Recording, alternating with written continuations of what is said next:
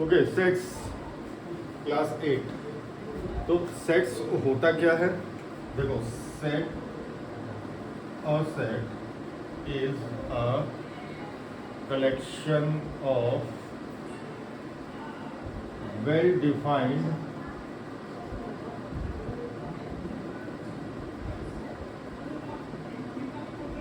Objects. Collection of well defined objects. Well defined objects का मतलब क्या हुआ कि जैसे मैं अगर कहता हूं कि set of months in a year, months in a year, तो अगर मैं आपसे पूछूं कि कौन से मंथ्स होते हैं ईयर के? जनवरी, फरवरी, मार्च, अप्रैल, मई, जून, जुलाई, अगस्त, सितंबर, अक्टूबर, नवंबर, दिसंबर। तो आपको मालूम है कि ये 12 नाम जो है ये इस सेट के अंदर आएंगे। लेकिन अगर मैं आपसे बोलूं कि set of even numbered years, set of even number years, ऐसे ईयर्स जिन जो इवन नंबर हैं, जैसे 2000, 2002, 2004, 2006। अब ये वेल डिफाइंड नहीं है, ये तो इन्फिनिटी पे खत्म होगा जाकर के, तो इसको हम सेट नहीं कहते हैं। ठीक है, सेट का मतलब होता है collection of well defined object, जिसमें हमको मालूम हो कि क्या चीजें आएंगी। वो कितनी भी हो सकती है, 100 हो, 200 हो, लेकिन फाइनाइट नंबर हो, मतलब लिमिटेड नंबर हो, हमको मालूम हो कि कितना नंबर आएगा। ऐसा नहीं कि तो कुछ भी आ जाएगा उसमें। ठीक है, जैसे अगर मैं कहता हूं कि set of the students of the class who are intelligent. अब इंटेलिजेंट की डेफिनेशन क्या है? कौन कह सकता है कि मैं कह सकता हूं कि मैं इंटेलिजेंट हूं, या मैं बोलूंगा कि रमेश इंटेलिजेंट है, कोई दूसरा कहेगा कि नहीं रमेश तो बुद्धू है, राकेश इंटेलिजेंट है। तो ये एक वेल डिफाइंड सेट नहीं हुआ। ठीक है, ओके। अब देखो, ये सब बातें हम लोग लास्ट क्लास में पढ़ी हुई हैं। ठीक है, तो इसको थोड़ा सा जल्दी जल्दी करेंगे। सेट्स को लिखने के 3 तरीके होते हैं। एक होता है डिस्क्रिप्टिव फॉर्म,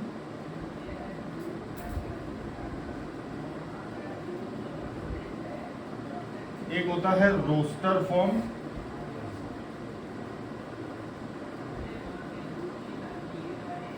एक होता है सेट बिल्डर फॉर्म।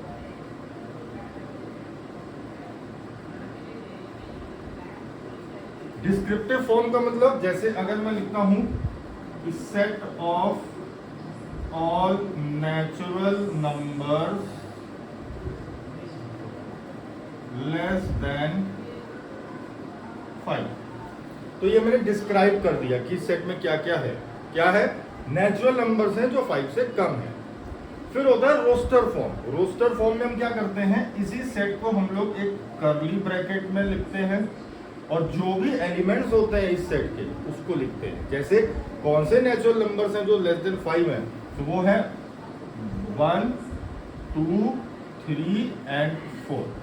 तो जब हम सेट के जो ऑब्जेक्ट्स को ऐसे लिखते हैं, इसको बोलते हैं रोस्टर फॉर्म। ठीक है, और रोस्टर फॉर्म में ही लिखना होगा, आगे यूज करेंगे तो रोस्टर फॉर्म में ही यूज करेंगे। फिर होता है set builder form. Set builder form में कैसे लिखते हैं? हम लिखेंगे ऐसे,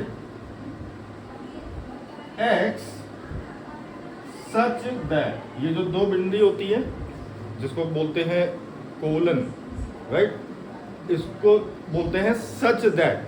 कई जगह बुक्स में आप लोग देखोगे ऐसे भी लिखा होगा, ऐसे, तो इसका भी मतलब यही होता है, सच दैट। तो x such that x belongs to natural numbers and x is less than 5, इसको बोलते हैं सेट बिल्डर फॉर्म में लिखना। ठीक है, जैसे एक और एग्जांपल देखते हैं। अगर मैं लिखता हूं set of perfect squares between 20 and 100, तो कौन कौन से इसके एलिमेंट्स होंगे? Set of perfect squares. Perfect square number कौन से होते हैं? 4, 9, 16, जिनका स्क्वायर रूट जो होता है वो हमको नेचुरल नंबर मिलता है। जैसे स्क्वायर रूट ऑफ 4 करेंगे तो 2 मिलेगा, स्क्वायर रूट ऑफ 9 करेंगे तो 3 मिलेगा, स्क्वायर रूट ऑफ 64 करेंगे तो 8 मिलेगा। तो 4, 9, 64 ये क्या है? ये परफेक्ट स्क्वायर नंबर्स है। तो कुछ सेट हमको बनाना है कौन सा, perfect square numbers between 20 and 100। तो बिटवीन 20 एंड 100 कौन कौन से नंबर्स आएंगे जो परफेक्ट स्क्वायर्स होते हैं? सबसे पहले आएगा 25, 36, फिर 7 का होता है 49, 64, फिर 81। बस बोला है बिटवीन 20 एंड 100, तो 100 को टच नहीं करना है, उससे पहले रहना है। 20 को भी टच नहीं करना है, उसके आगे रहना है, ठीक है। फिर सेट बिल्डर फॉर्म में कैसे लिखेंगे? सेट बिल्डर फॉर्म में कैसे लिखेंगे इसको? The set is x such that x is a perfect square and 20 is less than x, मतलब x जो है वो 20 से बड़ा है ना, and x is less than 100। इस तरीके से इसको लिखते हैं ऐसे सेट बिल्डर फॉर्म, ठीक है। No doubt?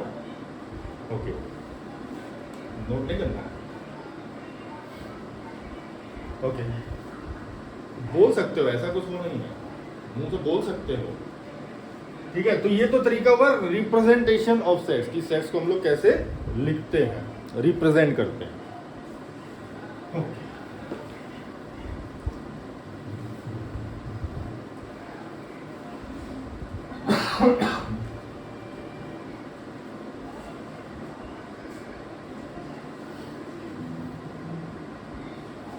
फिर आते हैं हम लोग टाइप्स ऑफ सेट्स पे।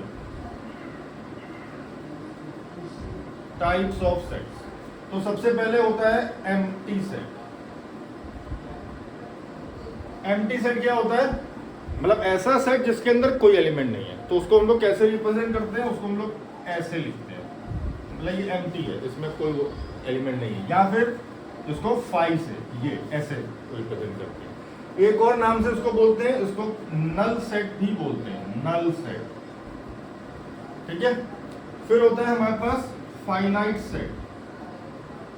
फाइनाइट सेट का मतलब जिसमें एलिमेंट्स जो है वो काउंटेबल हैं, मतलब हमको मालूम है कि एक 1 से लेकर के 200 तक या 2 से लेकर के 10,000 तक, ठीक है ना, उसको हम लोग बोलते हैं फाइनाइट सेट, जिसमें काउंटेबल आइटम्स होते हैं, काउंटेबल या इनफाइनाइट नहीं होते, काउंटेबल एलिमेंट्स होते हैं।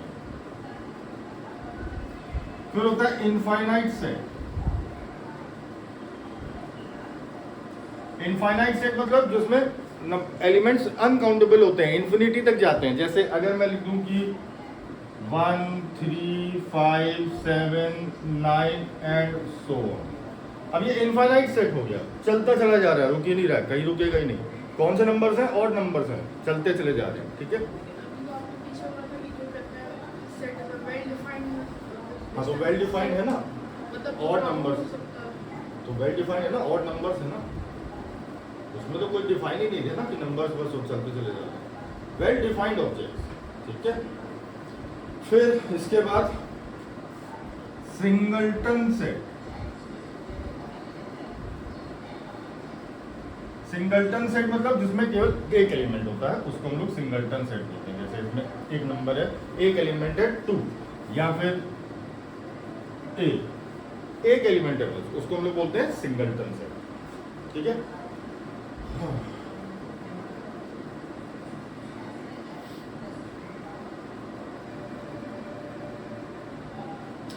फिर आता है इक्वल सेट्स। इक्वल सेट्स और इक्विवेलेंट सेट्स दोनों में डिफरेंस है, इसको ध्यान से समझना। इक्वल सेट्स वो होते हैं जिसमें सेम एलिमेंट्स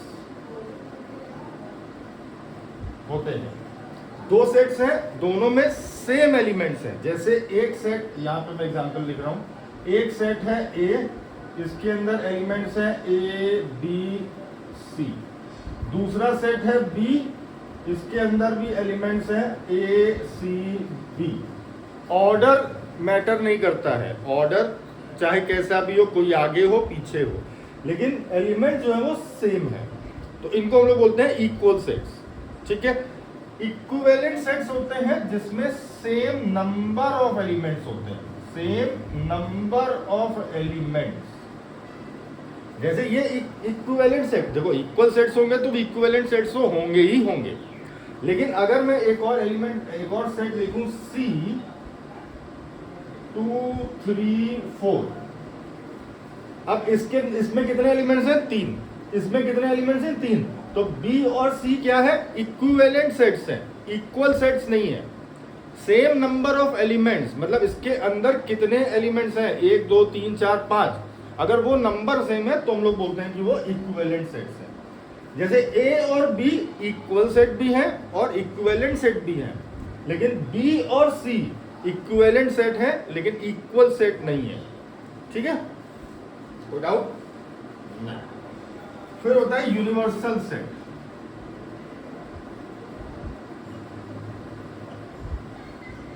यूनिवर्सल सेट का मतलब होता है कि एक ऐसा सेट जिसमें से हम कुछ एलिमेंट्स निकाल रहे हैं, A निकाला हमने, B निकाला यूनिवर्सल सेट में से। जैसे फॉर एग्जाम्पल बताता हूं,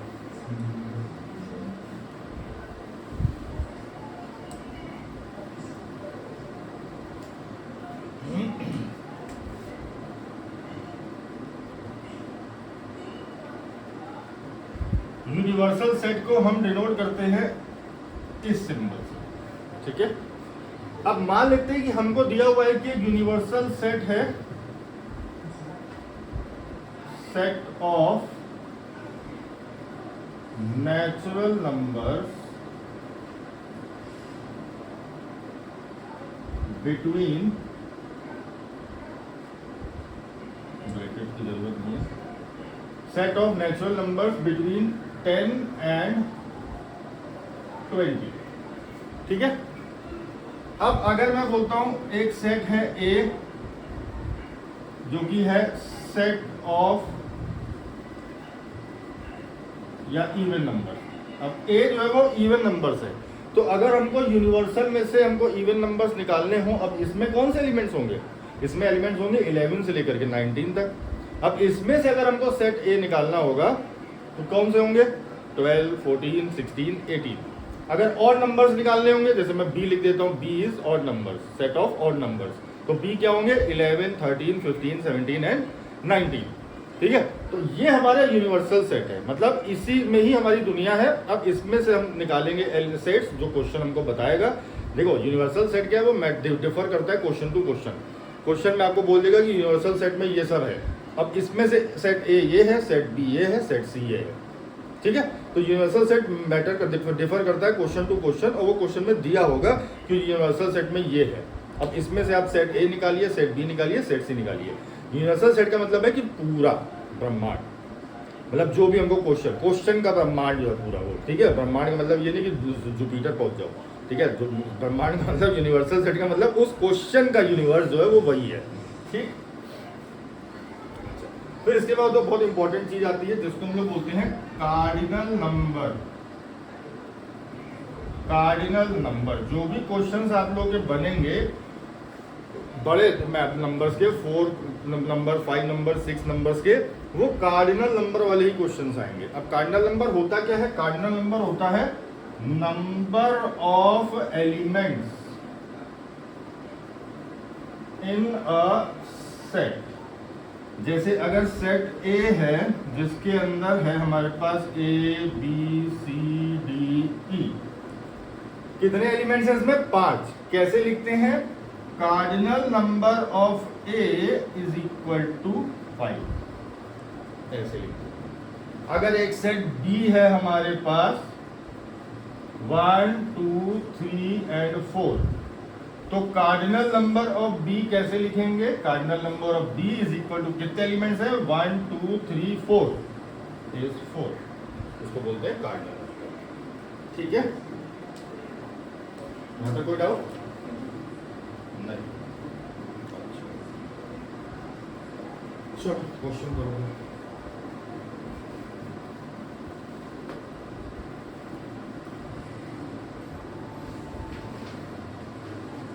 बैटरी बैटरी लो है तो बता देना।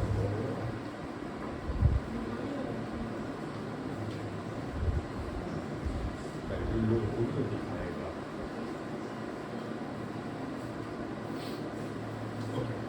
हमको क्वेश्चन दिया हुआ है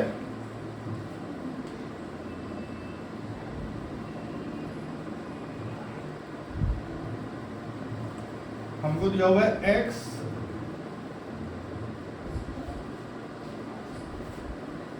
A is a set of x such that x is a prime number।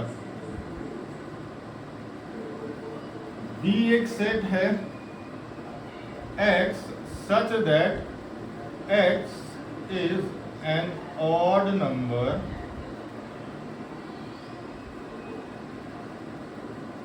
and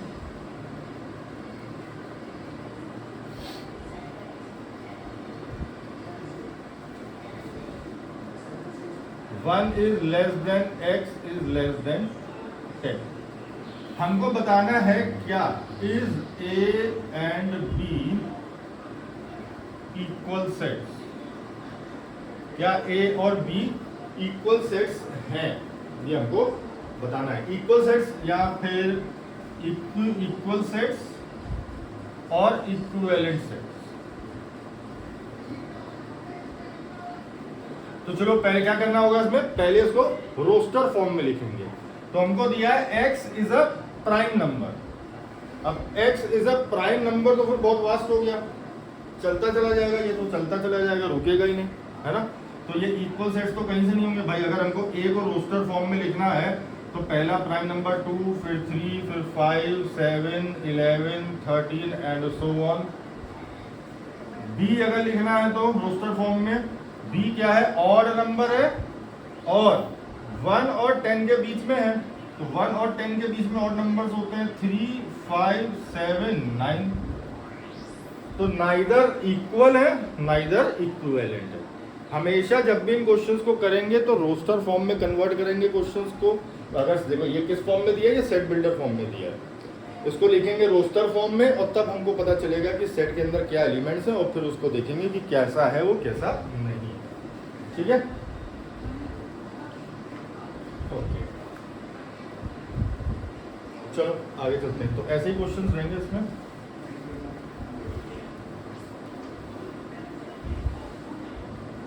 तो हम लोग बात करते हैं यूनियन ऑफ टू सेट्स की। यूनियन का मतलब होता है एकता, एकता, यूनिटी, मतलब जोड़ना, सबको जोड़ के जो रखता है उसको यूनियन बोलते हैं ना। तो जोड़ना, दो सेट्स को जोड़ना। अब कैसे जोड़ते हैं और देखते हैं।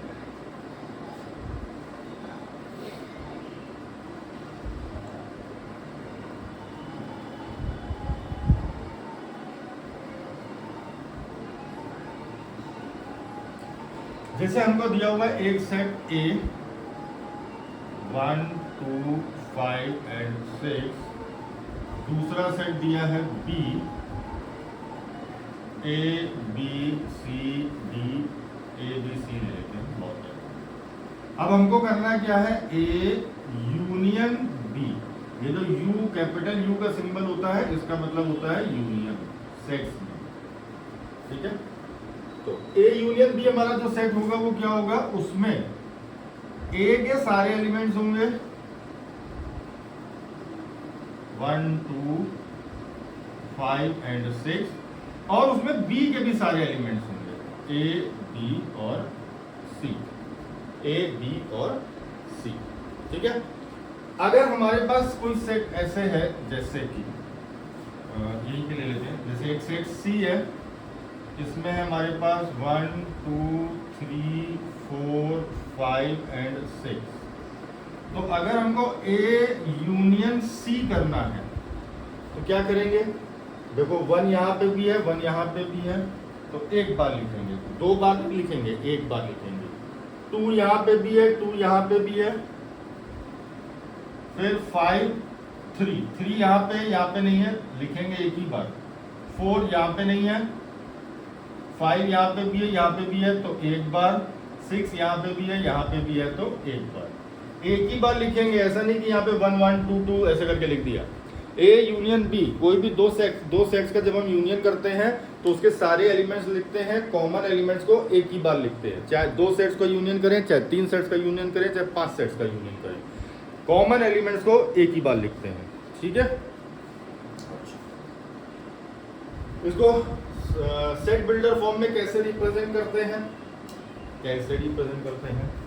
जैसे अगर हमको रिप्रेजेंट करना है A union B is X such that X belongs to A, कि X या तो सेट A का पार्ट होगा और या फिर X belongs to B, या फिर X सेट B का पार्ट होगा। इसको रोस्टर फॉर्म में ऐसे लिखते हैं। ये इंपॉर्टेंट है, ये क्वेश्चन आता है और नहीं याद रहता है उस समय, तो उसको हाँ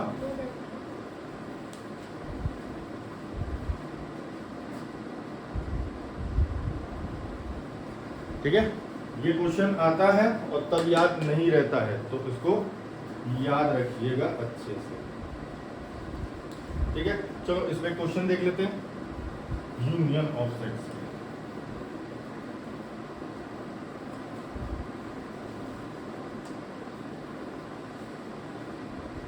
हमको दिया है एक set A is X such that X is a factor of 20। दूसरा सेट दिया है B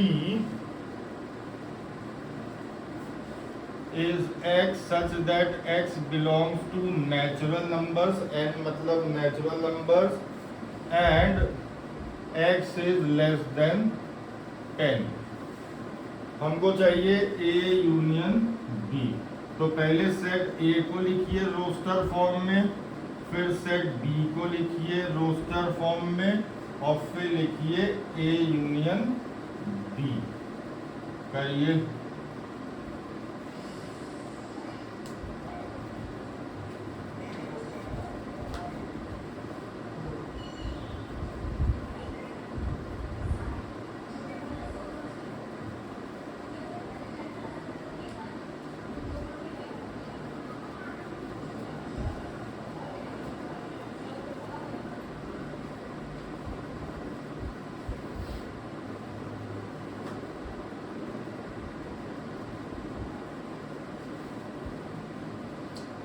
चलो A को लिखेंगे रोस्टर फॉर्म में, फैक्टर ऑफ 20 के फैक्टर्स होते हैं 1 2 4 5 10 and 20। Natural numbers less than 10 कौन कौन से होते हैं, 1 2 3 4 से लेकर के लेस देन 10 है 9 तक।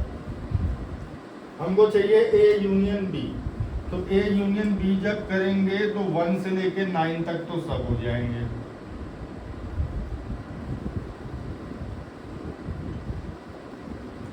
फिर क्या बचा, 10 और 20 बचा, 10 एंड 20, ये हो गया हमारा A यूनियन B। ठीक है,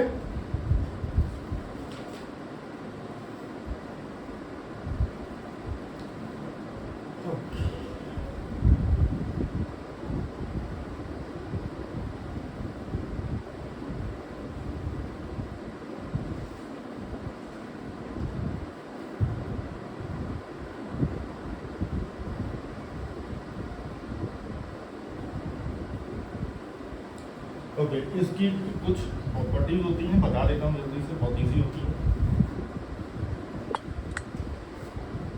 A union B is equal to B union C, B union A। A union B is equal to B union A। ठीक है, आगे पीछे करने से कोई ऑर्डर सीक्वेंस चेंज करने से कोई फर्क नहीं पड़ता है। अगर हम A का यूनियन करते हैं B यूनियन C से, तो वो बराबर होगा A यूनियन B का इंटरसेक्शन का यूनियन C के साथ। ऑर्डर और सीक्वेंस आगे पीछे करने से यूनियन पे कोई फर्क नहीं पड़ता है। एलिमेंट्स जो होते हैं, नंबर ऑफ एलिमेंट्स वो सेम रहते हैं, और एलिमेंट्स भी एग्जैक्टली सेम ही रहते हैं, चाहे हम किसी से भी यूनियन कर लें, चाहे पहले करें चाहे बाद में करें।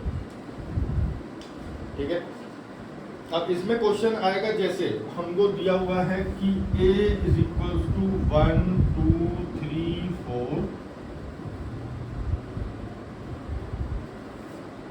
b is equal to 2 3 5 and c is equals to 4 5 and 6। Question हमसे कहेगा कि वेरीफाई दैट नंबर 1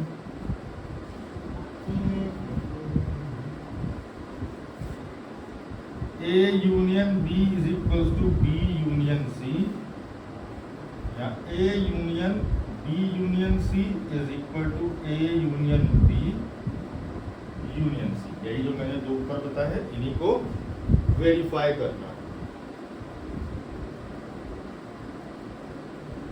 ठीक है, तो कैसे करेंगे? देखो सबसे पहले तो निकालेंगे क्या, सबसे पहले निकालेंगे A यूनियन B। तो A यूनियन B क्या होगा? 1 1 2 3 4 5, 1 2 3 4 5। B यूनियन A निकालेंगे, A union B, B union A आ गया।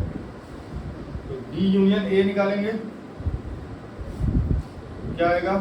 सेम आएगा 1 2 3 4 एंड 5, 1 2 3 4 एंड 5। क्या निकला हमारे पास? LHS is equal to RHS, hence A union B is equal to B union A। फिर A union B union C पहले निकालेंगे, A union B union C। तो B यूनियन C पहले निकालेंगे, क्या होगा? B यूनियन C होगा 2 3 4 5 6। तो A यूनियन, या A को भी लिख देते हैं,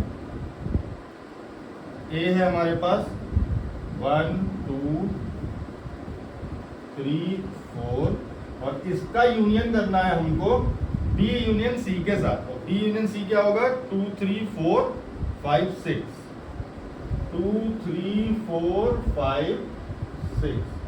अब इन दोनों का यूनियन कर दें तो क्या मिलेगा? 1 2 3 4 5 एंड 6। ठीक है, अब निकालेंगे क्या? ये A यूनियन B और उसका यूनियन C के साथ। तो A यूनियन B हम लोगों ने निकाला था, ये है 1 2 3 4 एंड 5, और इसका यूनियन करना है हमको C के साथ। C क्या है? 4 5 6, 4 5 एंड 6। क्या बन जाएगा? इन दोनों का यूनियन कर दे तो 1 2 3 4 5 एंड 6। तो सेम है, देखो 1 2 3 4 5 6, 1 2 3 4 5 6। LHS is equal to RHS, hence verified. ठीक है, ठीक है।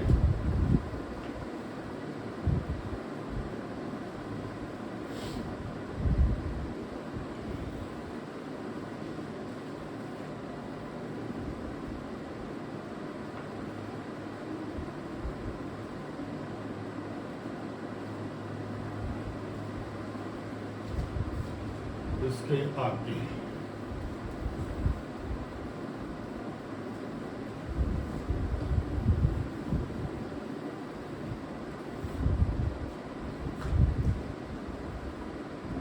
intersection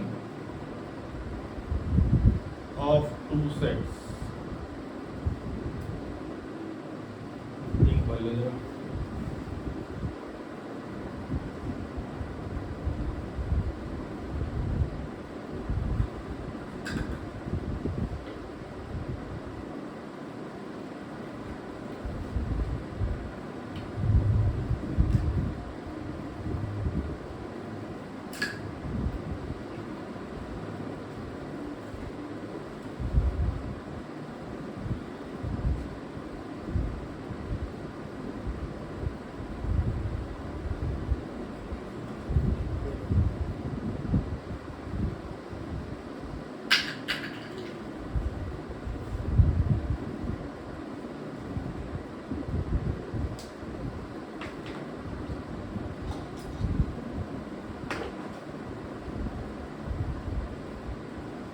ओके, तो इंटरसेक्शन ऑफ टू सेट्स। अब इंटरसेक्शन ऑफ टू सेट्स का मतलब होता है कि अगर दो सेट्स हमको दिए हुए हैं तो उनके बीच के कॉमन एलिमेंट्स को निकालना, जो कॉमन एलिमेंट्स हैं उन दोनों के बीच के।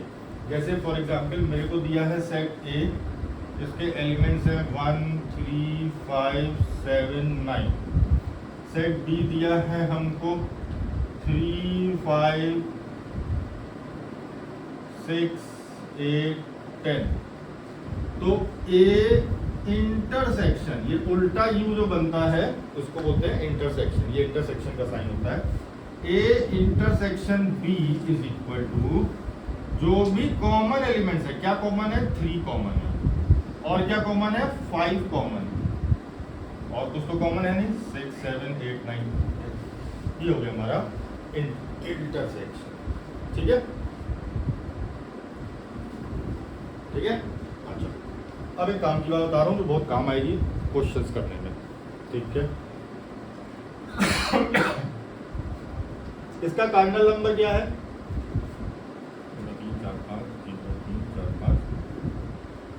इसमें हम एक बढ़ा लेते हैं ताकि कार्डिनल नंबर चेंज हो जाए। ठीक है, इसका कार्डिनल नंबर ऑफ ए कितना होगा,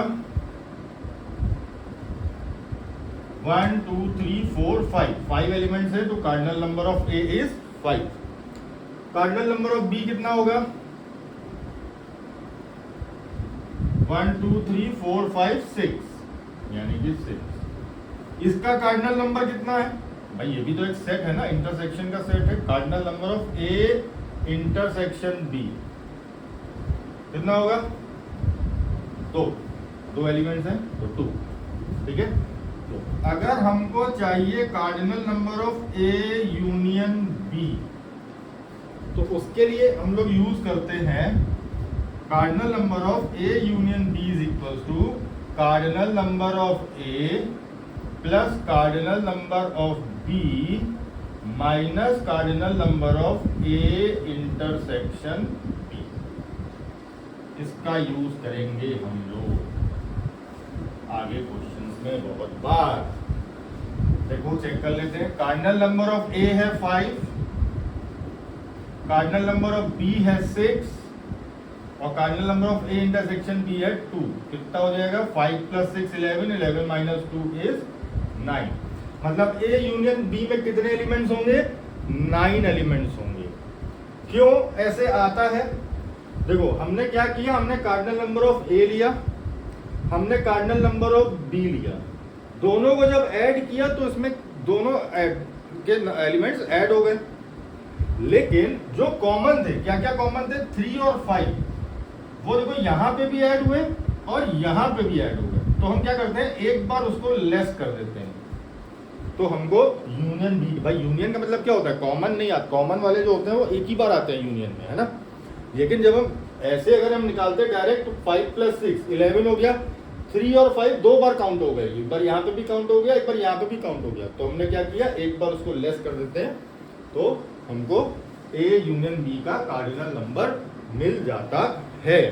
इसका रिवर्स भी कर सकते हो, अगर आपको intersection B, cardinal number of A intersection B चाहिए, इसको यहाँ पे ले आओ और इसको उधर ले जाओ, ये इधर आएगा तो प्लस हो जाएगा, ये उधर जाएगा तो माइनस हो जाएगा।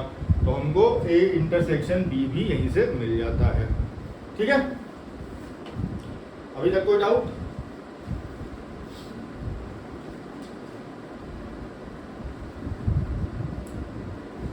अभी तक कोई डाउट?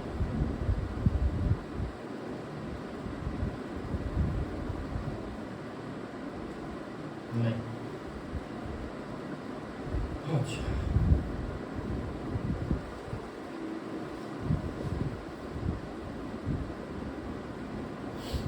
ठीक है, चले आगे।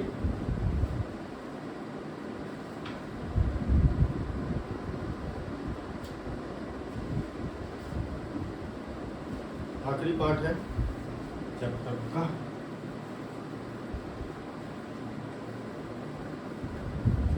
इस चैप्टर की थ्योरी का आखिरी पार्ट है, complement of a set. Complement of a set, complement of set क्या होता है, जैसे मान लो कि हमको यूनिवर्सल सेट में दिया हुआ है 1 2 3, या इसको हम सेट बिल्डर फॉर्म में लिखते हैं, x such that x belongs to natural numbers and 10 is less than equal to x is less than equal to 25। अब हमको दिया है सेट A। सेट A है x such that x belongs to natural numbers and x is a prime number। इसमें सब कुछ आप लोगों को पता चल जाएगा, सब कुछ ठीक है। अच्छा, तो पहले सेट बिल्डर फॉर्म में लिखेंगे, अब रोस्टर फॉर्म में लिखेंगे। तो यूनिवर्सल सेट क्या होगा, x है नेचुरल नंबर, और अब देखो यहाँ पे लिखा है लेस देन नहीं, equal to. Less than x जो है वो 10 से बड़ा भी हो सकता है, उसके बराबर भी हो सकता है। तो हमारा बनेगा 10 से स्टार्ट होगा, कहाँ तक जाएगा, 25 तक जाएगा। ये हो गया हमारा यूनिवर्सल सेट। सेट ए को लिखेंगे रोस्टर फॉर्म में, तो x नेचुरल नंबर है और x जो है वो प्राइम नंबर है। तो 10 से 25 तक कितने प्राइम नंबर्स आते हैं, 11 13 17 19 23। ये हो गया हमारा सेट ए, ठीक। अच्छा, अब बात करते हैं कॉम्प्लीमेंट ऑफ सेट की। कॉम्प्लीमेंट ऐसे लगाते हैं, ये ऊपर जो हम एक छोटी सी डैश लगा देते हैं, ये साइन होता है कॉम्प्लीमेंट का। इसका मतलब ये होता है ए को छोड़ करके बाकी सब जो यूनिवर्सल, जब ये यूनिवर्सल सेट है, अब यहाँ पे यूनिवर्सल सेट आया, हमारी जो यूनिवर्स है इस क्वेश्चन की वो इतनी है 10 से लेके 25 तक। क्वेश्चन कह रहा है कॉम्प्लीमेंट ऑफ ए, मतलब ए को छोड़ करके सब कुछ। कॉम्प्लीमेंट का मतलब उसको छोड़ के सब कुछ, ए कॉम्प्लीमेंट का मतलब ए को छोड़ करके सब कुछ जो है यूनिवर्सल सेट में। तो क्या है, 10 है, 11 नहीं है, फिर 12 है, 13 नहीं है, 14 15 16 17 नहीं है, 18 19 नहीं है, 20 21 22 23 नहीं है, 24 एंड 25। ये हो गया हमारा एक कॉम्प्लीमेंट, ठीक है। अगर यहीं पे मेरे को दिया होता एक set B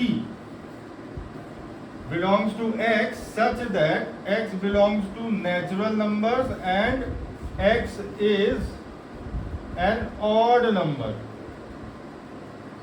x is an odd number, तो B हमारा कौन सा सेट होता, यहां पे लिख देता हूं, B होता हमारा odd नंबर है। तो 11 से लेकर के 25 तक, 11 से लेकर के 25 तक, 11 13 15 से लेकर के 25 तक। बी कॉम्प्लीमेंट करना होता तो बी को छोड़ करके जितने भी एलिमेंट्स हैं यूनिवर्सल सेट में, यूनिवर्सल सेट कहाँ हमारा ये है, तो बी को छोड़ करके सब कुछ क्या क्या होगा, 10 12 14 16 से लेकर के 24 तक। ये हो गया हमारा बी कॉम्प्लीमेंट। अब इसी में अगर हमसे पूछ लेता A complement intersection B complement, क्या होगा, तो ए कॉम्प्लीमेंट और बी कॉम्प्लीमेंट में जो भी कॉमन है, क्या कॉमन है, और देखते हैं यहाँ पे है ए कॉम्प्लीमेंट में है 10, यहाँ पे भी है 10, तो आ जाएगा यहाँ पे 10, 12 यहाँ पे भी है, 12 यहाँ पे भी है, आ गया 12, 14 यहाँ पे है, वहाँ पे भी है, आ जाएगा 15 यहाँ पे है, वहाँ पे नहीं है, 16 18 20, 16 18 20, फिर 21 नहीं है वहाँ पे, 22 एंड 24, 22 एंड 24, ठीक है। इसको बोलते हैं complement of a set, right. अब अगर मैं इसी में ही एक सेट और ले लूं, दूसरे कलर से लिखता हूं, इसी में ही मैं एक सेट और लिख देता हूं, C belongs to x such that x belongs to natural number and x is an even number। तो x क्या होगा, अगर x को मैं रोस्टर C को अगर मैं रोस्टर फॉर्म में लिखूं तो इवन नंबर होंगे सारे।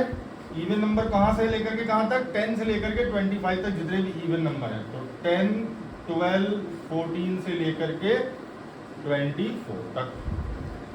अब मेरे को ये बताओ कि क्या सेट सी और सेट बी में, सेट सी और सेट बी की बात कर रहे हैं, ये है सेट बी, और सेट सी में कुछ भी कॉमन है, कुछ भी कॉमन है नहीं है कॉमन। ऐसे जो दो सेट्स होते हैं जिनमें कुछ भी कॉमन नहीं होता है उनको हम लोग बोलते हैं डिसजॉइंट सेट्स, डिसजॉइंट सेट्स, जिसमें जैसे B इंटरसेक्शन C क्या है, कुछ भी नहीं है, नल सेट है, तो B और C, B and C are disjoint sets, ठीक है, जिसमें कुछ भी कॉमन नहीं होता है, राइट। तो ये रही थ्योरी चैप्टर की।